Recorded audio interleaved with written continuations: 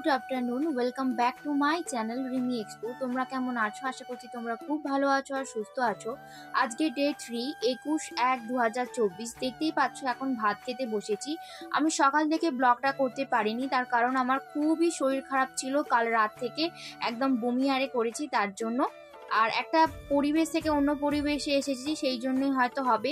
তারপরে আমরা সন্ধেবেলা একটু শরীরটা ঠিক হতে আমরা চলে এসেছি কাকাতুয়া থেকে প্যারা কিনতে। তো প্যারা কেনা হয়ে গেছে, এখন যাচ্ছি হোটেলে। আর এই জায়গাটার নাম হচ্ছে কিন্তু স্বর্গদ্বার। দেখতেই পাচ্ছ উপরে পতাকা আরে দেওয়া আছে, আর স্বর্গদ্বার বলে কিন্তু লেখাও আছে।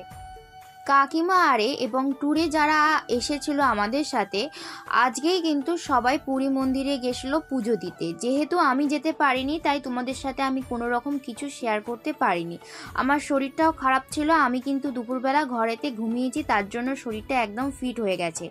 তারপর দেখতেই পাচ্ছ এখান থেকে একটা বাদামের আইসক্রিম কিনেছিলাম। আইসক্রিমটা কিন্তু অসাধারণ ছিল, আর দাম কিন্তু 45 টাকা ছিল।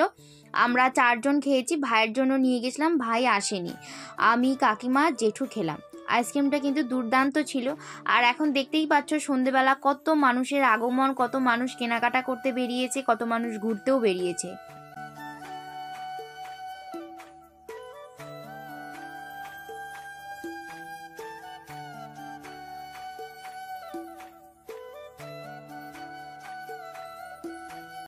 তো খাওয়া হয়ে যাওয়ার পর আমরা একটু নিচের মার্কেটে এসেছিলাম একটু ঘুরতে, বাট কিছু কিনিনি, একদমই পছন্দ হয়নি, তার জন্য। আর আজকের ব্লগটা কিন্তু আমি এখানেই শেষ করে দিচ্ছি। ব্লগটা জানি খুবই ছোট হয়ে গেছে, বাট কিছু করার নেই, আমার শরীরটা খুবই খারাপ ছিল, তার জন্যই আর কি। তো যদি ভিডিওটা ভালো লেগে থাকে অবশ্যই একটা লাইক করে দিও। সবাই ভালো থেকো, সুস্থ থেকো, সাবধানে থেকো।